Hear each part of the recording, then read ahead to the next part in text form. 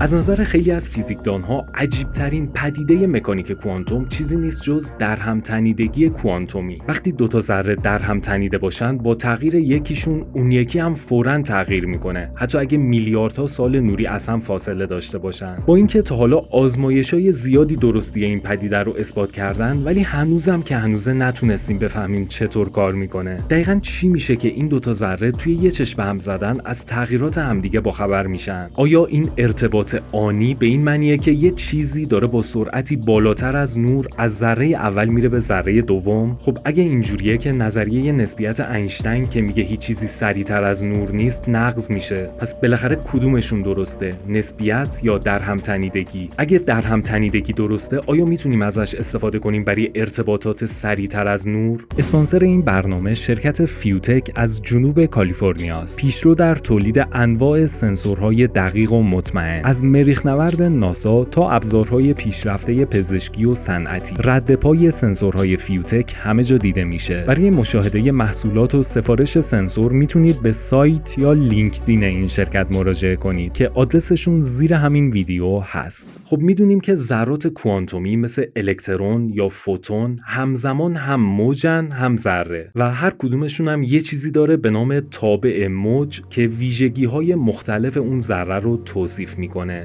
مثلا این موج نشون میده که ذره ما به جای اینکه توی یه نقطه مشخصی از فضا باشه، همزمان توی چندین نقطه مختلفه با احتمالات متفاوت. این دیگه یه مکان یا پوزیشن مشخص نیست، بهش میگن سوپر پوزیشن یا برهم نهی. وقتی یه عمل اندازه‌گیری روی این ذره انجام میدیم، تابع موجش فرو میریزه و فقط در یه نقطه متمرکز میشه. سوپر پوزیشن تبدیل میشه به یه پوزیشن معمولی. این موجی بودن یه ویژگی شگفت‌انگیز به ذرات کوانتومی داده. دو تا توپ بیلیارد وقتی به هم برخورد میکنن و دور میشن، هر کدومشون یه سرعت و جهت مستقلی برای خودش داره. اما ذرات کوانتومی به خاطر اون ویژگی‌های موجیشون، برخوردشون یه جورایی شبیه ترکیب شدن دو تا موجه. بنابراین بعد از برخورد دیگه این دوتا ذره مثل اون توپای بیلیارد مستقل از همدیگه نیستن. تابع موجشون با هم ترکیب شده و حالا جفتشون با هم یه تابع موج دارن. قسمت جالبش اینجاست. وقتی یکی از این ذره ها رو اندازه‌گیری می‌کنیم، تابع موجش فرو میریزه و مثلا مکان دقیق ذره مشخص میشه. ولی این تابع موج مال اون یکی ذره هم هست، بینشون مشترکه. بنابراین وقتی فرو میریزه، در واقع مکان اون ذره هم قطعی شده. و عجیبتر این که هیچ اهمیتی هم نداره که چقدر بینشون فاصله باشه، حتی به اندازه عرض جهان هستی. با اندازه‌گیری یکیشون بدون هیچ تأخیری اون یکی هم قطعی میشه. این همون چیزیه که بهش میگیم درهم تنیدگی کوانتومی. فقط هم مربوط به مکان نیست. ویژگی‌های دیگه ذرات کوانتومی مثل تکانه، قطبش و اسپین هم میتونن دچار درهم تنیدگی بشن. مثلا خاصیت اسپین الکترون‌ها جهتش ممکنه به سمت بالا باشه یا پایین که قبل از اندازه‌گیری هر دوی اینا رو با هم داره. همون وضعیت سوپرپوزیشن. حالا فرض کنید دو تا از این الکترون‌ها به هم برخورد میکنن و درهم تنیده میشن. اگه اسپین اولی رو اندازه‌گیری کنیم و ببینیم بالاست، اسپین دومی هم فوراً مشخص میشه که رو به پایینه. به خاطر قانون پایستگی تکانه زاویه‌ای باید مخالف همدیگه باشن. بذارید یه مثال بزنم تا بهتر متوجه بشید. بعد از خوردن مرغ یا بوقلمون، اون استخون جناق سینه‌اش رو که معروفه به استخون آرزو، دو نفر با همدیگه میشکنن. میگن قطعه بزرگترش سمت هر کی بیفته آرزوش برآورده میشه. فرض کنید موقع شکستن بهش نگاه نمی‌کنن. توی دنیای واقعی هر کدومشون میدونه که یا تیکه بزرگه گیرش اومده یا کوچیکه. دیگه خارج از این دو حالت که نیست. پس وقتی نگاه کنه و ببینه قسمت خودش کوچیکه، سریع میفهمه که استخوان بزرگتر دست طرف مقابله. اما توی دنیای کوانتوم وضعیت پیچیده تره. نفر اول همزمان کوچیکه و بزرگه رو با هم داره. یه سوپرپوزیشن از تمام حالتهای ممکن.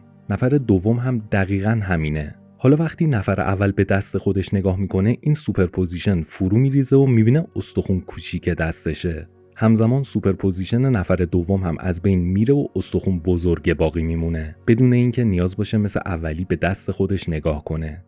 این فرو ریختن سوپرپوزیشن ها نمیتونه جوری باشه که مثلا هر دوشون قطعه کوچیکو داشته باشن. دو تا الکترون در هم تنیده هم بعد از مشاهده یا اندازه‌گیری یکیشون اسپین بالا به خودش میگیره، یکیشون اسپین پایین.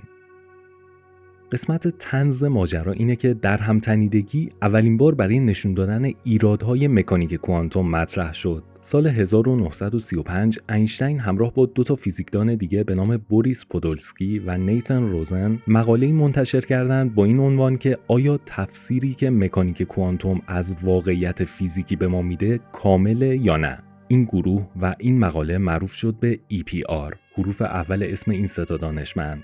داخل این مقاله اعلام کردن که اگه قوانین و ریاضیات مکانیک کوانتوم درست باشه، با برخورد دوتا ذره تابع موجشون ترکیب میشه و حالا اندازه‌گیری یکیشون روی اون یکی هم اثر میذاره.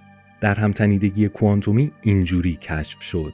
خب همچین رفتاری برای اینشتین قابل باور نبود. نمیتونست بپذیره که یه ذره از میلیون ها سال نوری اون طرفتر روی یه ذره دیگه اثر بذاره، اونم توی یه چشم به هم زدن. اسم این پدیده رو گذاشته بود عمل شبحوار از فاصله دور.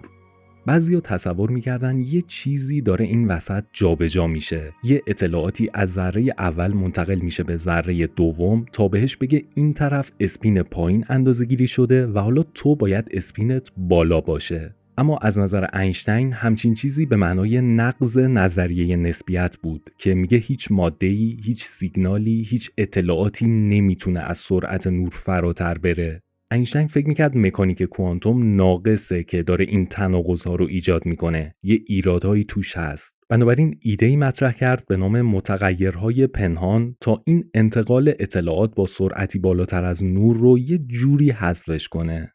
یه جفت دستکش رو در نظر بگیرید، هر کدومشون رو میذاریم داخل یه جعبه و میفرستیم برای دو نفر که یکیشون ایرانه، یکیشون آمریکا.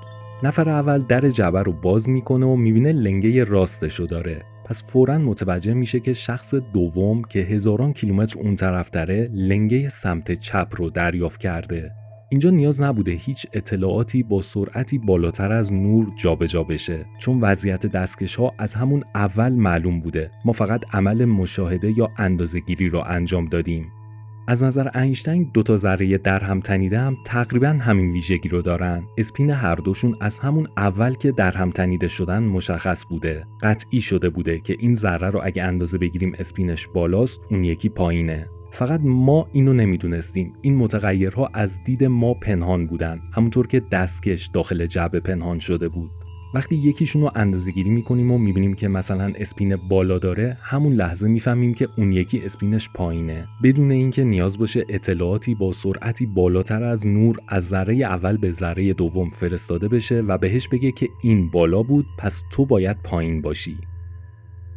مقاله معروف EPR باعث ایجاد یه دو دستگی بین فیزیکدانها شد. اینشتین و همفکراش معتقد بودن ویژگی‌های یه ذره کوانتومی مثل اسپین و تکانه و مکان حتی قبل از اینکه ما اندازه‌گیریشون کنیم مقدارشون مشخصه، فقط ما هنوز اندازه‌شون رو نمیدونیم، شبیه همون دستکشای داخل جعبه. در حالی که فیزیکدانهای بزرگی مثل نیلز بور و اروین شرودینگر معتقد بودند که ایده متغیرهای پنهان اشتباهه. هر ذره‌ای توی یه سوپرپوزیشن از احتمالات مختلف و فقط بعد از اندازه‌گیریه که یکی از این حالت‌ها رو انتخاب میکنه. انگار دیگه جعبه‌ای در کار نیست و هر کدوم از این دو نفر چیزی دریافت میکنن که همزمان هم لنگه چپه هم لنگه راست. وقتی نفر اول به این چیز عجیب نگاه میکنه، از این حالت دوگانگی بیرون میاد و فقط تبدیل میشه به یه لنگه. بعدش بلافاصله مال نفر دوم تبدیل میشه به لنگه مخالف.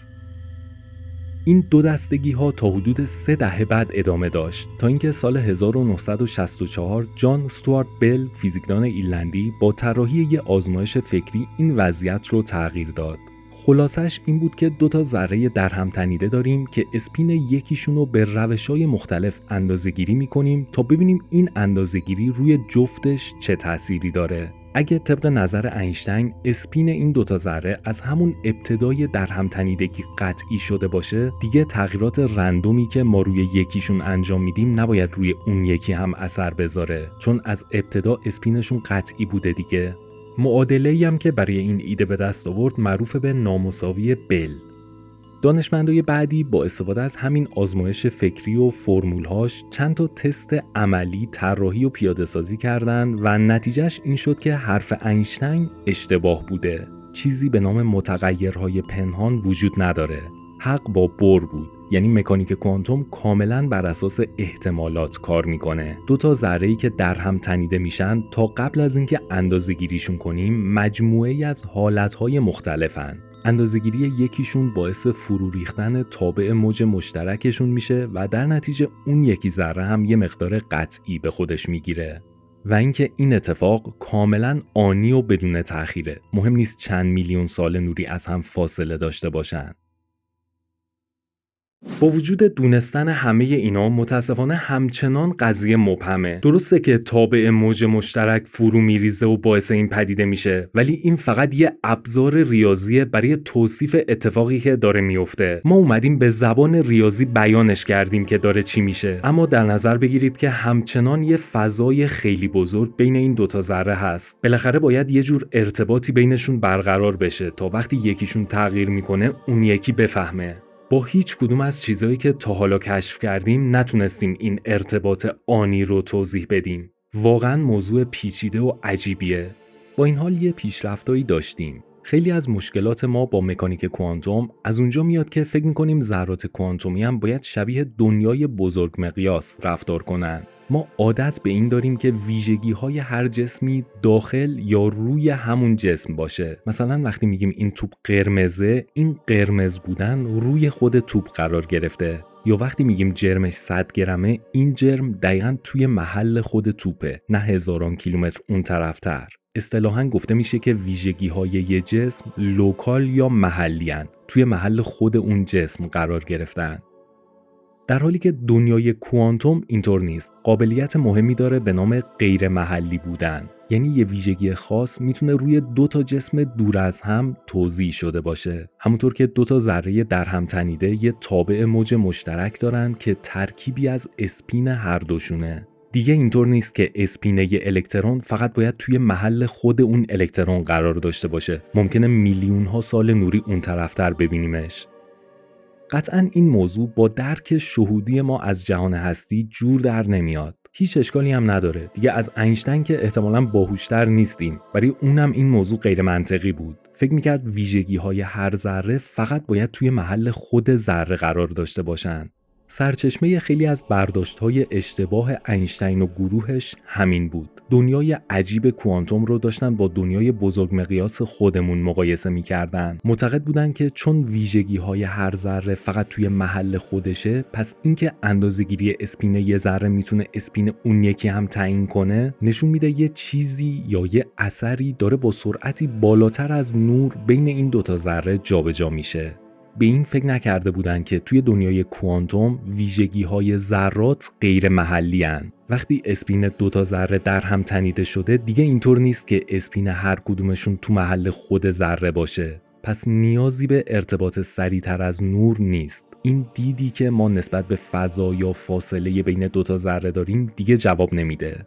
در واقع بعضی از دانشمندا فکر میکنن پدیده در هم تنیدگی کوانتومی چیزی رو داره نشون میده که از خود فضا هم بنیادی تره. برای دوتا ذره در هم تنیده فاصله ها بی‌معنی هن. چه 1 میلیمتر چه 1 میلیارد سال نوری.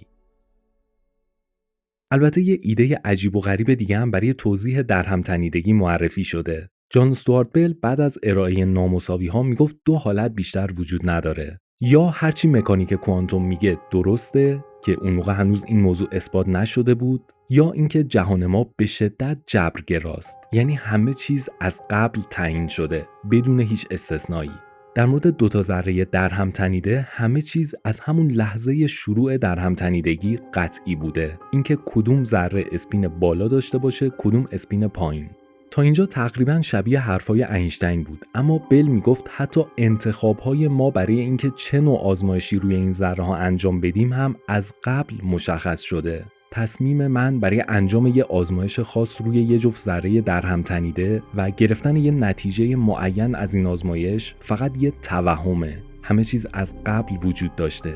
پس دیگه نیازی نیست که یه چیزی با سرعتی بالاتر از نور بین دوتا ذره حرکت کنه، چون ذره دوم قبل از انجام اندازه‌گیری روی ذره اول میدونه که نتیجهش چی میشه. این ایده که معروف به ابرجبرگرایی اونقدر افراطی بود که زیاد ازش استقبال نشد. حتی خود بل هم معتقد بود این یه راه حل غیر قابل قبوله، چون اراده آزاد رو کاملا رد میکنه. دیگه هیچ اهمیتی نداره که ما چی کار کنیم یا چه تصمیمی بگیریم. اهمیتی نداره که انتخاب کنیم خوب باشیم یا بد. هر کار درست یا غلطی که بکنیم میتونیم بگیم من هیچ کارم، اراده آزادی ندارم. بدتر از همه اینکه ابرجبرگرایی مساویه با نابودی کامل علوم تجربی، چون دیگه مهم نیست ما چه آزمایشی رو به چه روشی روی پدیده‌های طبیعی انجام بدیم و چه نتیجه‌ای بگیریم. با این حال این ابرجبرگرایی با باورهای مذهبی بعضیا جور در میومد که ادعا می‌کردن سرنوشت همه چیز از قبل نوشته شده.